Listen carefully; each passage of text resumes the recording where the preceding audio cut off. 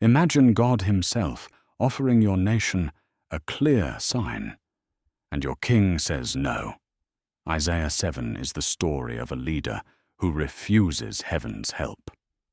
Today we continue through the book of Isaiah, entering chapter 7. King Ahaz sits on the throne of David in Jerusalem. To the north, two hostile powers march toward him, Aram from Damascus and the northern kingdom of Ephraim, our own brothers who split from us generations before. The house of David trembles like trees shaken by wind. This is not merely a political crisis. This is a spiritual test. Chapter 7 asks one disturbing question.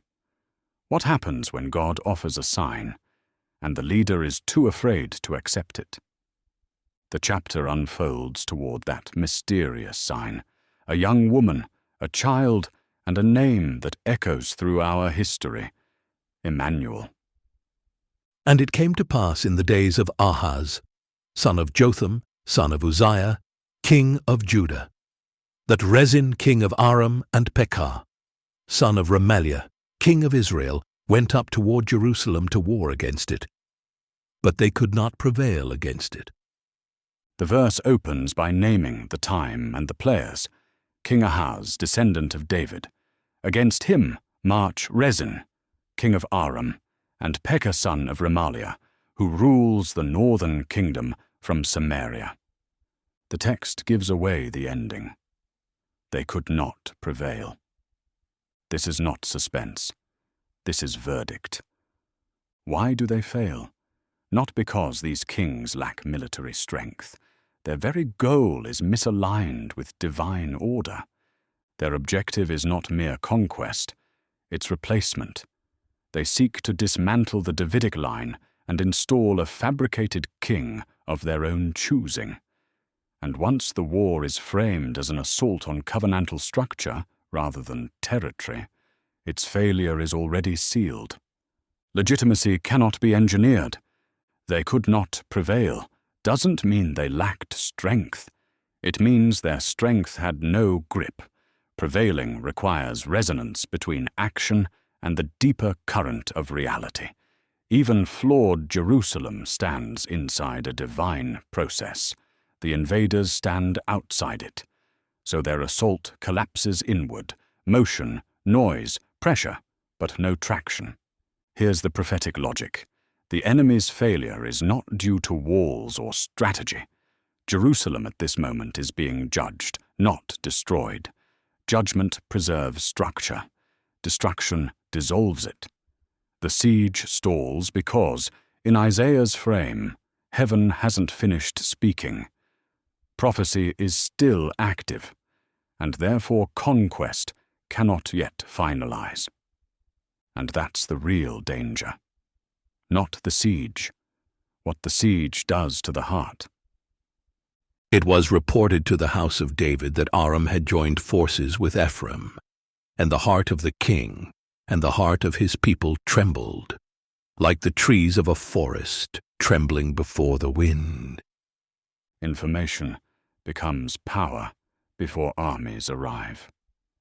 When the news reaches the house of David that Aram has aligned with Ephraim, Scripture describes the response with surgical precision. The heart of the king and the heart of his people shook together, like trees moved by wind. The image of trees shaken by wind is exact. Fear does not uproot immediately, it destabilizes first. Trees sway because their roots are being stressed, not because they've fallen. Judah still stands, but confidence is no longer anchored. When leadership trembles, the people mirror it. What spreads is not panic, but disorientation, a loss of inner alignment that makes future decisions reactive rather than principled. This verse marks the true turning point of the chapter, not the threat from outside, but the trembling within. Then the Lord said to Isaiah, Go meet King Ahaz with your son Shear-Jashub. Meet him by the water channel near the upper pool, on the road to where clothes are cleaned. Tell him, be careful, stay calm, and don't be afraid. Don't lose heart because of these two burnt-out sticks of wood, the anger of Rezin, Aram, and the son of Remaliah. God's instructions to Isaiah are very specific. He is told to meet Ahaz not in the palace or the temple, but by the city's water channel, on the road where cloth was washed. Prophecy does not wait for power to come to it. It meets power at the moment power is trying to secure itself. Why is Ahaz there? He's inspecting water infrastructure. Fear has already shifted his thinking from trust to survival mechanics. He's preparing for siege, measuring resources, calculating endurance. The setting hints where his head is. Infrastructure, not covenant. Siege preparation, not divine consultation. Isaiah's message cuts through. You are guarding the channel, but you have abandoned the source. And Isaiah doesn't come alone. He brings his son, whose name embodies the message itself, Shear Jashub, a remnant shall return. Pay attention to this name. It's not a promise of full redemption. It's not a declaration of collapse. It's a statement of process. History is not ending here, but narrowing. Judah will survive, but only as a remnant. Only through restraint. Only if fear does not harden into rejection. Now the command, be careful, stay calm, and do not fear. This is not comfort language, this is instruction. Fear here is treated as a decision, not a reflex. Ahaz is being warned that the greatest danger is not the enemy coalition, but the internal collapse that fear produces. Calm is not emotional reassurance, it's spiritual discipline. To stay quiet means to stop projecting the future before it has arrived. Then comes one of the strongest images in the chapter. The enemy kings are compared to two burnt-out pieces of wood. Smoking, but no longer dangerous. What does that mean? A firebrand that smoulders has already burned out. It produces smoke and irritation, but no real flame. Their threat appears intense because it's loud and visible, yet its energy is spent. They are dangerous only to perception, not to destiny. Fear magnifies smoke into fire. Wrath is mentioned, but only as residue, anger without continuation. When judgment has reached its limit, what remains is noise without force. These kings are already past their moment, even though history hasn't yet caught up. Ahaz is being told, you are reacting to something that has already expired in the deeper order of events. This reframes leadership entirely. A king who panics treats smoke as flame and responds with surrender or alliance. A king who listens learns to distinguish appearance from substance. The instruction is not trust blindly. It's see accurately. Calm vision is the prerequisite for faith. Because Aram has plotted evil against you, along with Ephraim and the son of Remaliah, saying, let us go up against Judah, terrify it, break it open for ourselves, and install a king within it, the son of Tabeel. Now the threat is spelled out, and it's not merely military, it's architectural. The enemy plan, coordinated pressure, psychological terror, and then internal replacement. The strategy is not to conquer Jerusalem outright, but to fracture it from within, to break it open, destabilize confidence, and install a surrogate ruler who lacks covenantal legitimacy. Notice what the plan depends on: fear. The attackers assume that terror will complete what force cannot. The proposed replacement king is deliberately unnamed. Why? Because his identity is irrelevant. He's defined only by usefulness. Once leadership becomes interchangeable, the structure has already collapsed.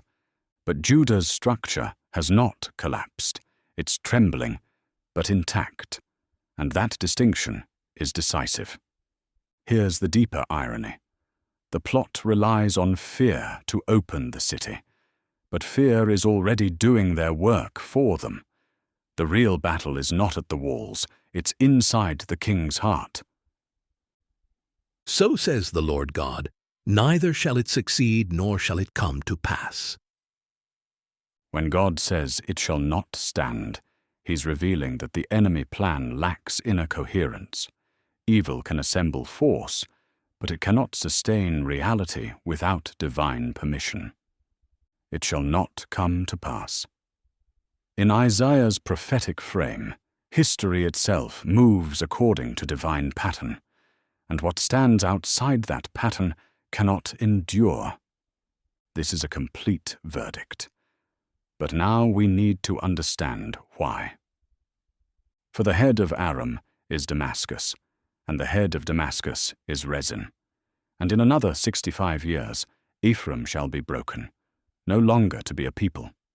And the head of Ephraim is Samaria, and the head of Samaria is the son of Remaliah.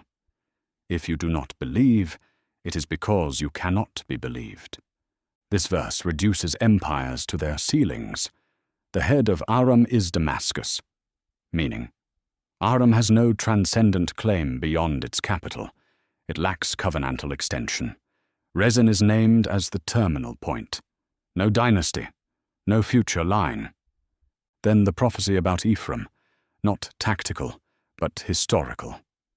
Isaiah shifts the frame from the immediate siege to long-range divine accounting. Judah is panicking over today. God is speaking about decades. The time marker, 65 years, signals that Ephraim's role in history is closing through gradual erosion. Each empire is reduced to its center. Aram is only Damascus, Ephraim only Samaria. What appears as a regional threat is revealed to be fragile and localized. Now the final line, and it hits hard. The Hebrew wordplay is deliberate. The same root appears twice.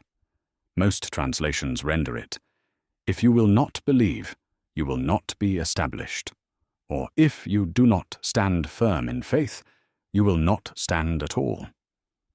Whether you read it as belief, stability, or trust, the message is the same.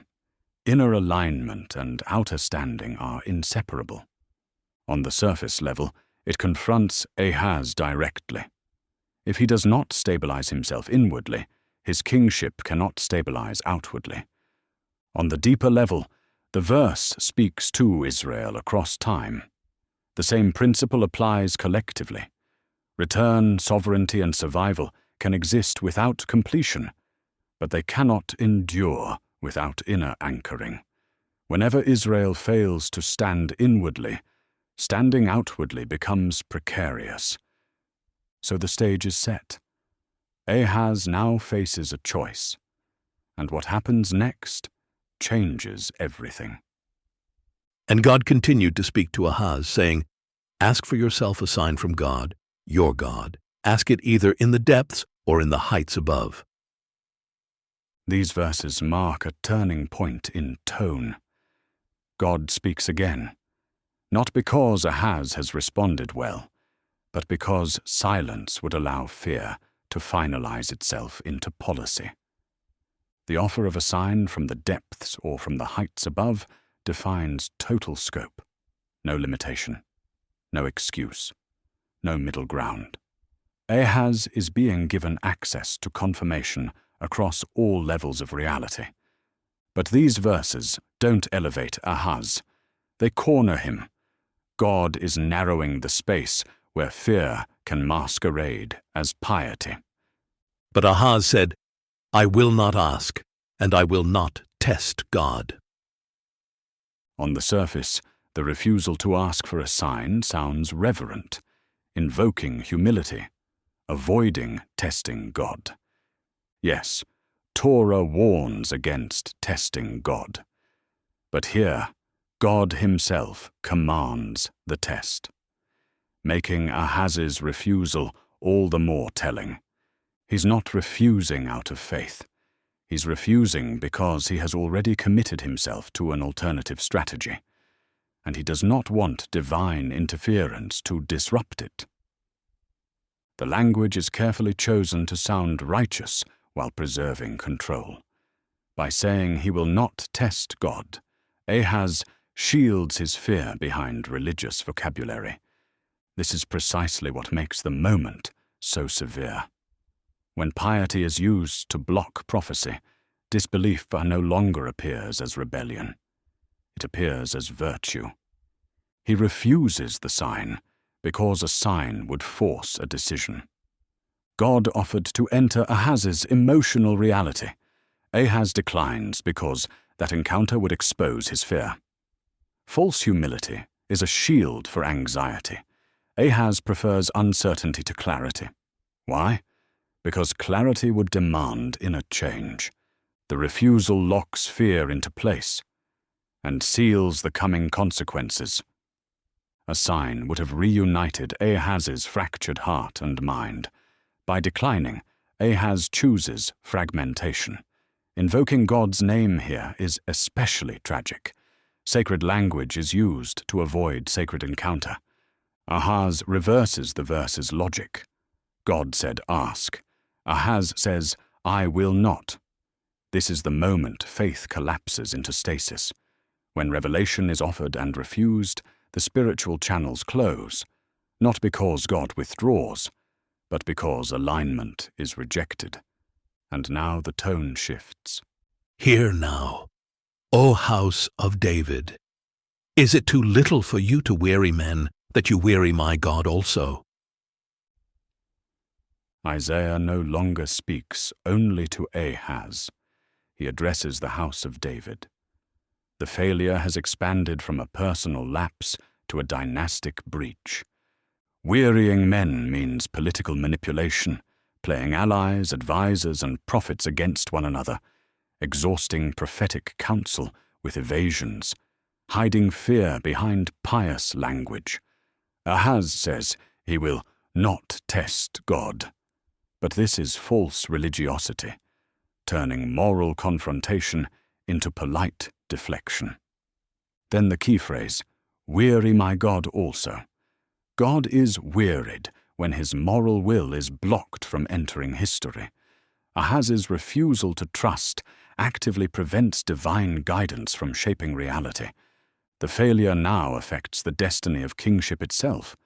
Ahaz's stance threatens the moral legitimacy of Davidic authority. This is no longer a private mistake. Here's the profound rule.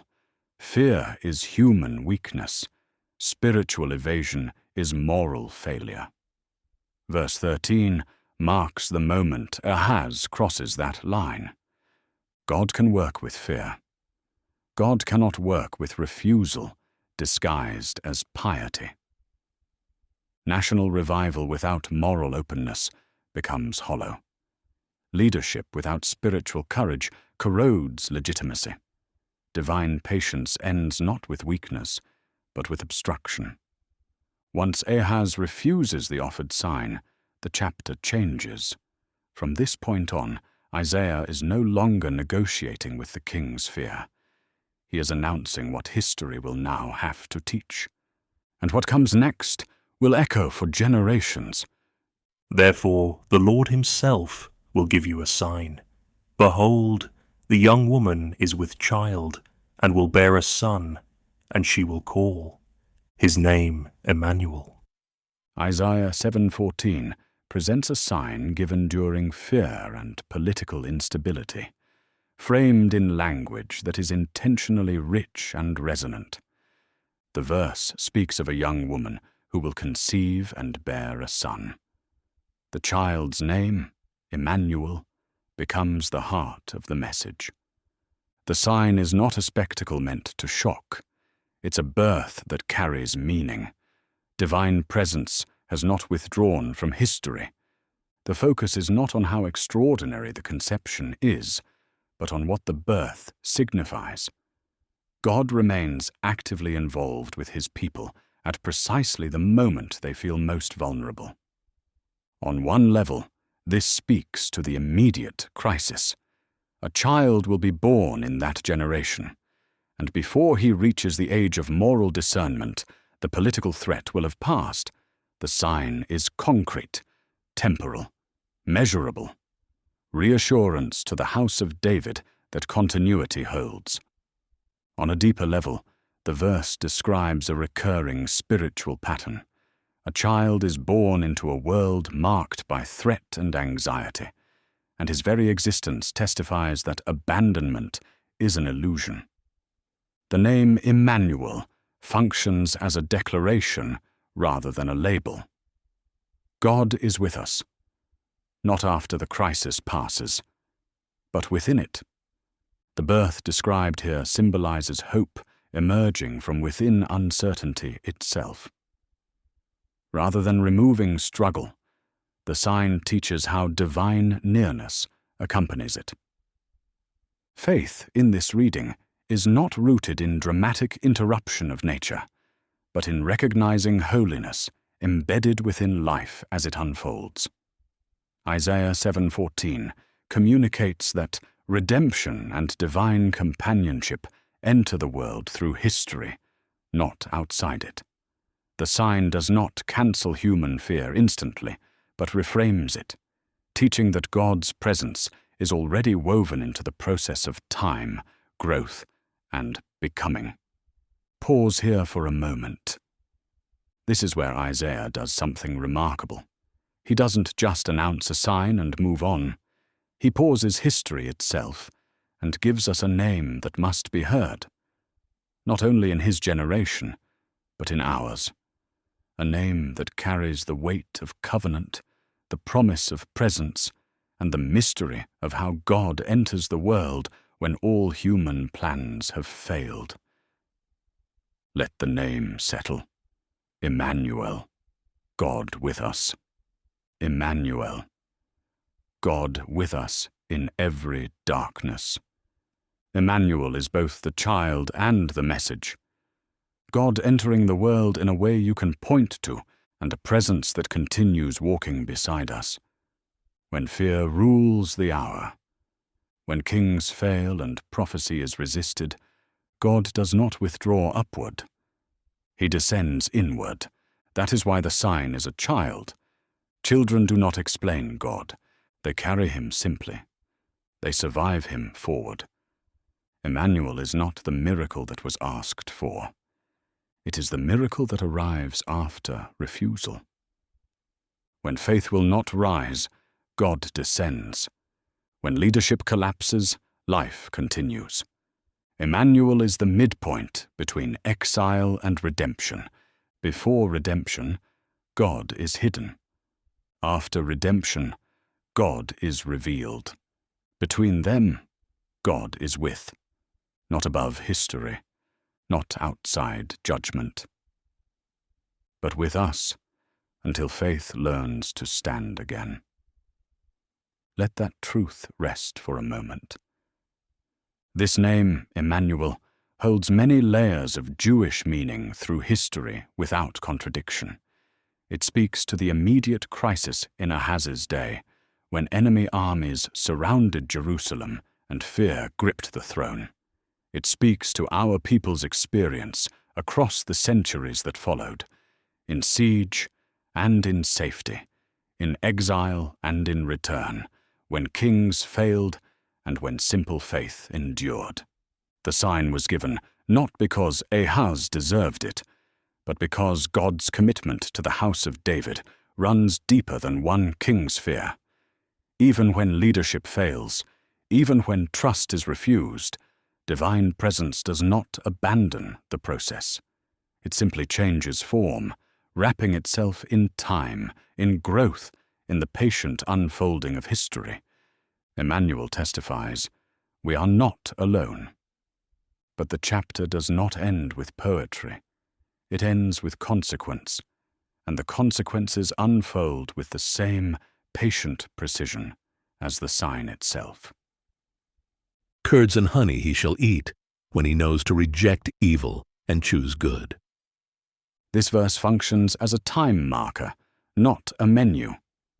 Curds and honey describe a land reduced to simplicity. Pastoral, stripped of abundance, yet still sustaining life. The sign's force lies in duration. Before the child reaches moral discernment, the political threat will have passed. History will stabilize before maturity arrives. The covenant holds through austerity. The phrase, "when he knows to reject evil and choose good," centers on moral formation. The child's diet mirrors his moral state, uncomplicated nourishment for an uncorrupted soul. Curds and honey symbolize a world temporarily simplified, so that discernment can form without distortion. God is teaching that clarity often emerges after excess is removed, not before. Redemption does not begin with power, but with taste, what the soul learns to desire. Curds and honey train discernment, sweetness without intoxication, nourishment without excess.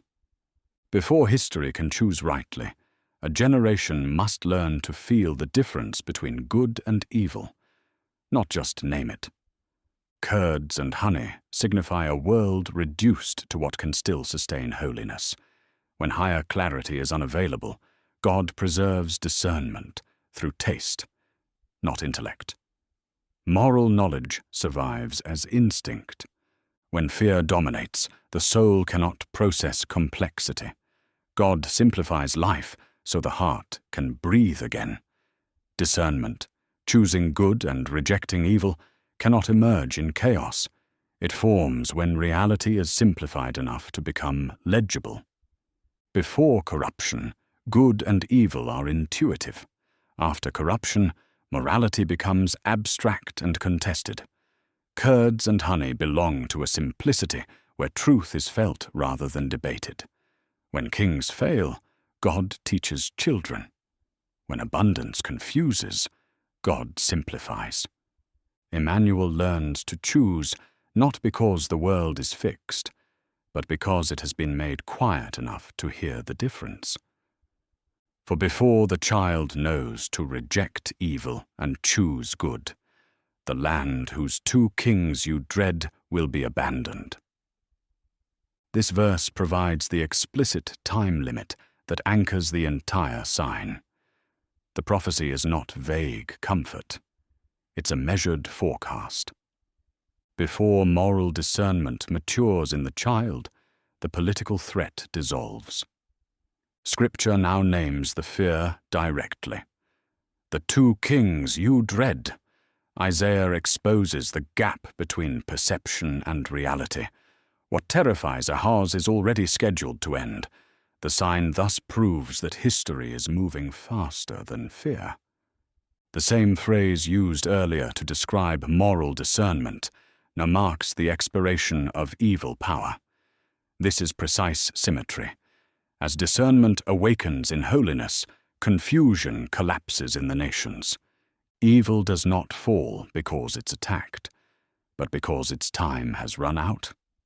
The verse teaches that moral growth and political judgment are synchronized above. Who are the two kings? On the surface, Rezin, king of Aram, and Pekah, son of Remaliah, king of Ephraim. Historically, they formed an anti-Assyrian coalition and threatened Judah. Isaiah says their lands will be abandoned before the child matures. Their power collapses on a short clock. On a deeper level, the pair can be read as two kinds of fear. Aram represents external pressure, the loud, visible threat that rushes the heart. Ephraim represents internal betrayal, fear intensified, when what should be brother turns hostile. Fear is strongest when outside danger and inside fracture synchronize. Isaiah names them together to show that their power is composite, and therefore fragile. Once inner steadiness returns, the composite breaks. The repeated formula, the head of Aram is Damascus, the head of Ephraim is Samaria, shows two heads, but no trunk. Power without covenantal root cannot persist. The fall is structural. Systems built on strategy and coalition, not alignment, expire on schedule. Their abandonment is not dramatic defeat, it's loss of continuity. One king can be seen as representing fear of annihilation. What will happen to us? The other represents fear of meaning loss, who we will become because of fear. God promises both will be removed before discernment matures, so the soul can learn good and evil without being coerced by panic. Fear is lifted to allow growth, not because growth is complete. Two kings rise together when fear splits the heart. One shouts from outside, one whispers from within. Isaiah names them so they can end. They are abandoned not when conquered, but when the soul learns to stand. Before the child knows good from evil, fear itself loses its throne. These are not two kings in practice. They are one moment of pressure, allowed briefly, measured precisely, and removed together. This is why the verse says, "The land of the two kings you dread," not lands, not fates, but one fear that will expire on one clock. But now the consequences begin. God will bring upon you, upon your people, and upon your father's house, days that have not come since the day Ephraim departed from Judah, the king of Assyria. This is the sobering counterweight to the sign of Immanuel. The immediate threat, Aram and Ephraim, will pass. But a greater consequence follows, because Ahaz refused trust. The verse's sweep, you, your people, your father's house, marks escalation from personal failure to dynastic and national cost. Naming Assyria signals a turning point. Judah invites an imperial force whose help will become domination. The reference to the ancient schism, since Ephraim departed from Judah, frames Assyria as a new rupture, echoing the old one. This is not sudden punishment, but the natural unfolding of the path Ahaz chose. When fear governs decisions, God allows history to teach what faith would have spared. Assyria represents power without covenant, effective, relentless, spiritually indifferent. By invoking it, God shows that refusing a gentle sign leads to hard instruction. The days will be unlike any before, not in spectacle but in pressure that reshapes life. Aram and Ephraim were temporary pressures. Assyria is a systemic force. The former threatened borders. The latter reorganizes reality. The timeline widens deliberately. Isaiah moves from a child's early years to an era that redefines Judah's political ecology. When internal alignment fails, external order is imposed. God stayed with you, Immanuel. But Ahaz sought safety elsewhere. Assyria arrives as the embodiment of misplaced trust, the shelter that becomes a weight. These days are formative. Fear traded for control yields neither peace nor clarity, only endurance. Yet even here, restraint is evident. This is discipline that preserves continuity, not annihilation. This verse marks a change of system, not a single calamity. God will bring upon you, the king of Assyria, means that Judah is moving from direct, covenantal supervision to indirect governance through empires. When inner trust weakens, providence does not disappear. It mediates. The phrase, "days that haven't come since Ephraim departed from Judah," recalls that split which created a world where holiness was no longer unified. Assyria now enters as the external manager of a fractured reality. When Israel cannot be governed from within, they are governed from without. Assyria is not the enemy alone, it's the mechanism. Assyria represents pure order without inner meaning. Judah rejected covenantal freedom. It receives imperial discipline. not chaos, but soulless stability. Order without holiness is not redemption, but it prevents collapse until holiness can return. Immanuel said, "I am with you." Assyria says, "You will endure." When trust weakens, God does not leave. He hardens reality so it cannot be ignored. If Israel will not walk freely with God, history will carry them instead. This is not the end of covenant. It is covenant under compression, waiting for faith to breathe again. And now we see what that pressure looks like on the ground. And it shall come to pass on that day, God will whistle for the fly that is at the edge of the rivers of Egypt, and for the bee that is in the land of Assyria. This verse describes measured orchestration, not chaos. God whistles, a light, precise signal, to summon forces already poised at the borders. Egypt and Assyria are not independent actors. They respond to a divine cue. The images are exact. The fly, numerous, invasive. The bee, disciplined, stinging. Judah's choice to seek protection among nations invites both kinds of pressure, the disorganizing swarm and the ordered strike. Neither exceeds its mandate. The sound is a whistle, not a roar.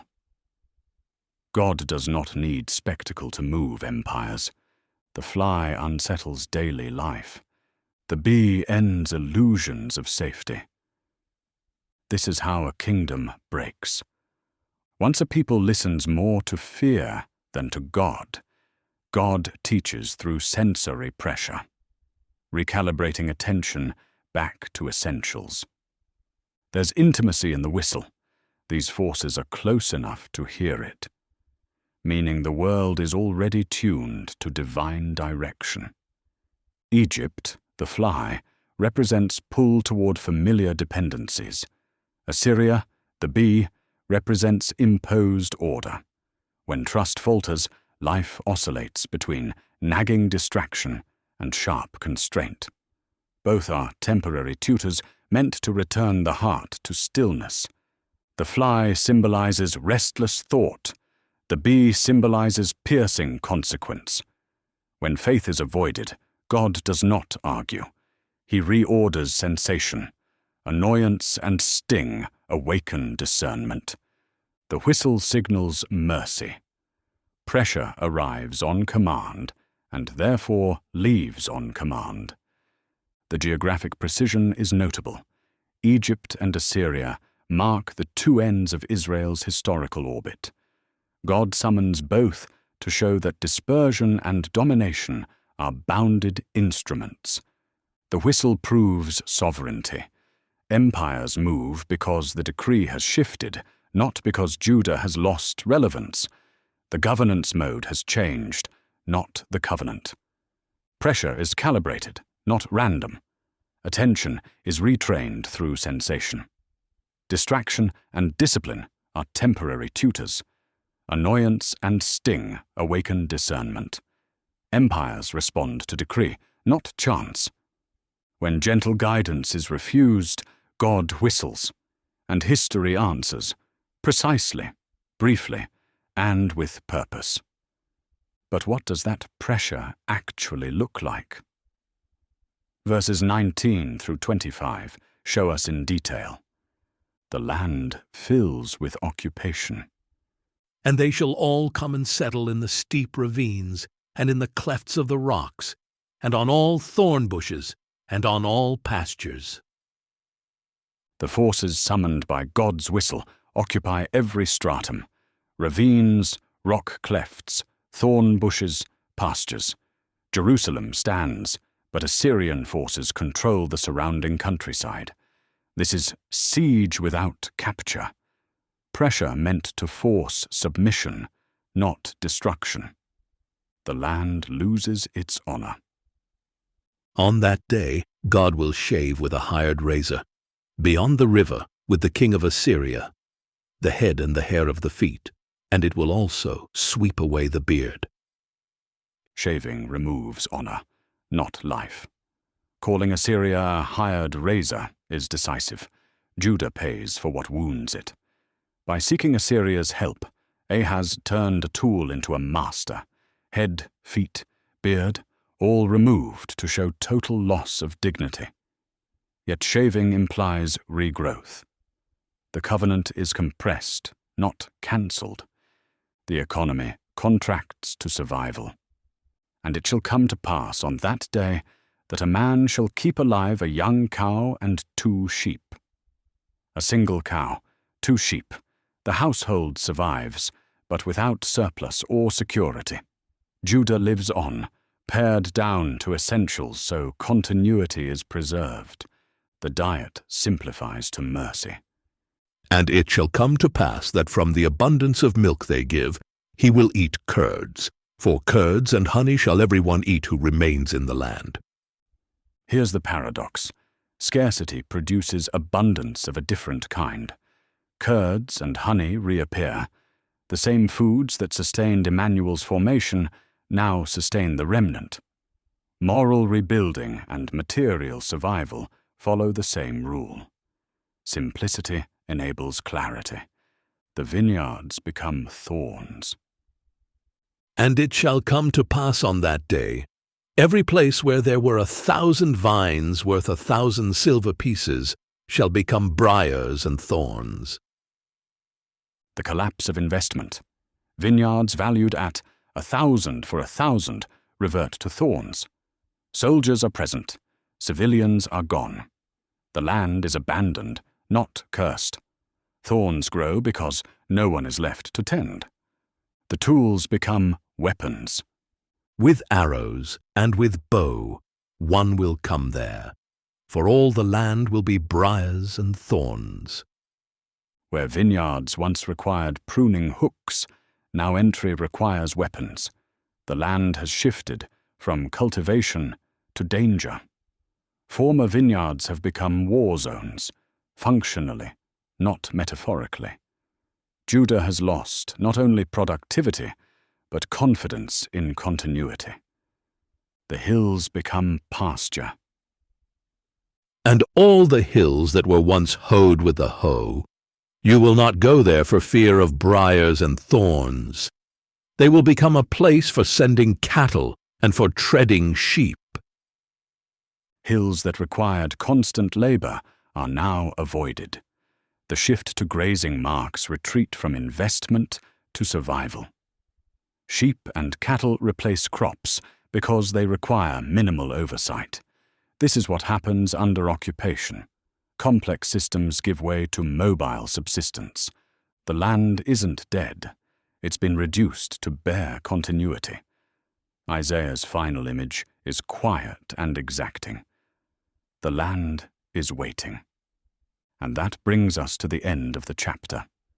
We've walked verse by verse through Isaiah 7. The arc is complete. Fear entered when Aram and Ephraim joined forces. God invited Ahaz to ask for a sign, any sign, from the depths or the heights. Ahaz refused, cloaking his fear in false piety. So God gave a sign without consent, a child whose name declares that divine presence has not withdrawn, even when leadership fails. But because trust was refused, consequence followed. Assyria arrives as the instrument of a harder teaching. The countryside is overrun. Vineyards become thorns. Weapons replace tools. Judah survives, but stripped and simplified, reduced to what can endure until the heart learns to trust again. What have we learned? That leadership matters. One king's fear can reshape a nation's destiny for generations. Yet even when kings fail, Immanuel testifies, when we will not walk toward God, he walks beside us. That signs are not always what we expect. Ahaz wanted certainty without change. God gave him a child whose growth would measure history. Redemption enters the world quietly, embedded in time. And we see ourselves in this text. Who among us has not trembled like trees when threat approached? Ahaz's failure is a mirror, but so is the promise of Immanuel. Even when we refuse, God does not leave. Presence remains. The land may be stripped to essentials, but life is preserved, so return becomes possible. May we learn to distinguish smoke from fire, to choose trust over fear, and to recognize divine presence even when all seems dark. We began with a question. What happens when God offers a sign and the leader is too afraid to accept it? God offered Ahaz any sign, from the depths or the heights, limitless confirmation. Ahaz said no. He cloaked his fear in religious language and turned away. But Immanuel came anyway. That is the testimony of this chapter. Heaven's offer cannot be refused permanently. God does not withdraw in anger. He simply changes form, wrapping the sign in time, in patience, in the slow unfolding of history, waiting until we are ready to receive it. The sign is still here. The name still speaks. God with us. Even now. Even when leadership fails. Even when fear rules the hour. Immanuel.